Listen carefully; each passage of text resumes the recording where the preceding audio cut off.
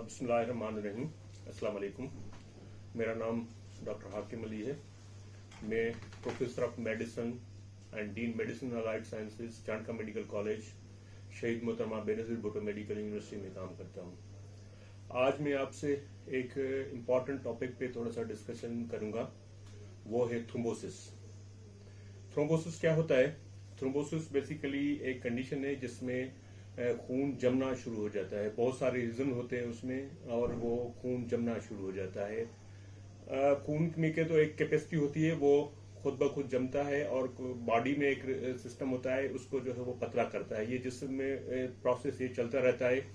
जब ये process thrombosis वाला वो खून जमने वाला प्रोसेस बढ़ जाता है, तो ये बॉडी में थ्रोम्बोसिस मीन्स वो खून के जम जाता है। वो उसकी वजह से बहुत सारी चीजें होती हैं। उसकी वजह से जैसे कि ये होता है कि टांगों में सोजन हो जाती है। ये खून का लुथड़ा, जमा हुआ लुथड़ा जाके फेफड़ों में फंस जाता है, और फेफड़ों में जाके जो है वो एक पल्मोनरी एम्बोलिज्म टाइप करता है। खून का लुथड़ा अगर वहां से निकल के दिल में, अगर दिल के खानों में चेम्बर्स में अगर बनता है, वहां से निकल के दिमाग में चला जाता है और वो फालिश कराता है। वहां से खून के लुथड़े निकल के और जिस्म के बाकी हिस्सों में चले जाते हैं, और वहां पे भी जाके जो नुकसान करते हैं।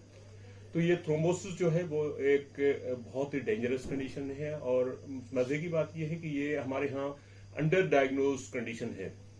बहुत सारे पेशेंट हमारे पास होते हैं, खास करके पल्मोनरी एम्बोलिज्म के। अचानक उनको जो है वो ब्लड प्रेशर कम हो जाता है, या उनके सांस की तकलीफ हो जाती है।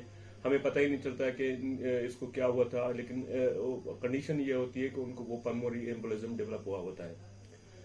अब ये है कि जब भी हमारे पास ये पेशेंट थ्रोम्बोसिस का पेशेंट हो, उसमें हमारे डीप वेन थ्रोम्बोसिस होते हैं, पल्मोनरी एम्बोलिज्म है, स्ट्रोक है, एट्रियल फिब्रिलेशन में वो बन जाते हैं, तो हमें क्या करना होता है कि हमें दवाई देनी होती है जिससे खून को पतला करना होता है।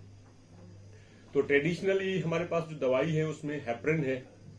हेपरिन जो है वो एक कन्वेंशनल हेपरिन होती है, और एक अनफ्रेक्शन्ड और दूसरी जो है वो लो मॉलिक्यूलर हेपरिन होता है। वो हेपरिन हम इंजेक्शन की सूरत में देते हैं। अब वो इंजेक्शंस जो हम दे रहे होते हैं, वो खास करके जो है वो अनफ्रेक्शन्ड हेपरिन जो है वो देने से हमें जो है एक पर्टिकुलर टेस्ट जिसको हम एपीटीटी कहते हैं, वो रेगुलर बेसिस पे हमें मॉनिटर करना होता है। और ये है कि ये जो इंजेक्शन है इसको हमें मॉनिटर करना बड़ा मुश्किल होता है।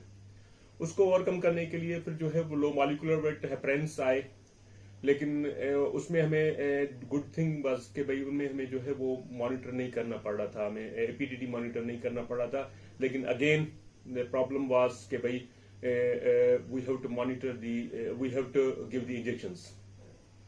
इसके साथ साथ जो पहली ओरल दवाई, जो पहली तो नहीं थी लेकिन ये ओरल दवाई जो अवेलेबल है, दैट इज अ वारफेरिन।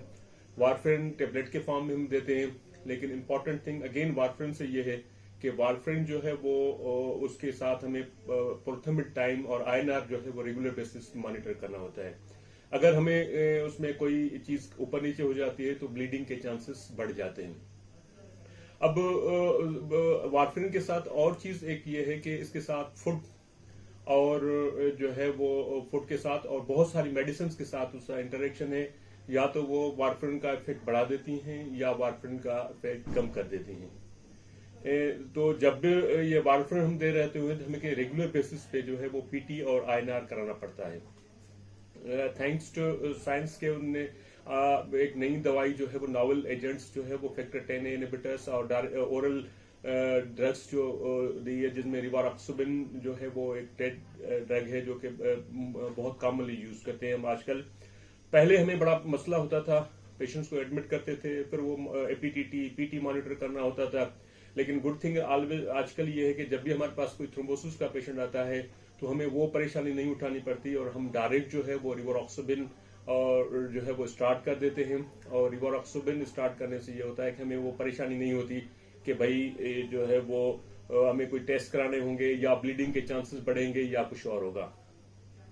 दूसरी बात यह है कि हमें साइंस ने ये प्रूव भी किया है कि ये जो रिवारोक्सिबिन हम दे रहे हैं उसकी जो एफिकेसी है वो हेपरिन और वारफेरिन जैसी एफिकेसी है। तो हमें यह भी डर नहीं लगता कि वो थ्रोम्बोसिस जो हो रहा है वो बढ़ेगा या कुछ होगा। तो इसलिए जो है ये rivaroxaban is a very good drug. जैसे इसको नॉवल कहते हैं, it is a novel drug.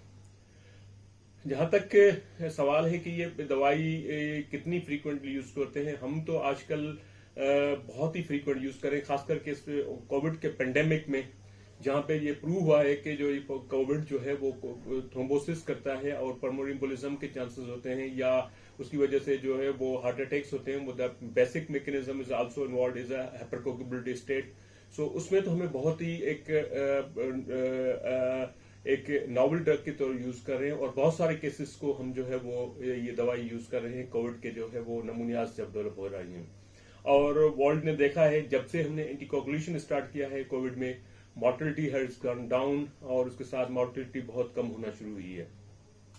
तो इस सारी चीजों को देखते हुए ये में कहा जा सकता है कि ये जो ओरल जो ड्रग्स हैं, फैक्टर 10 इनहिबिटर्स जो है, ये rivaroxaban specially, it's a very good drug to use in patients. और उनके रीजंस ये हैं कि ये ओरल है, इंजेक्टेबल नहीं देने पड़ रहे, और उसमें हमें कोई किसी चीज की मॉनिटरिंग नहीं करनी पड़ रही। So, with this, I'm thankful to the Pharma who gave me chance to speak before you. Thank you very much.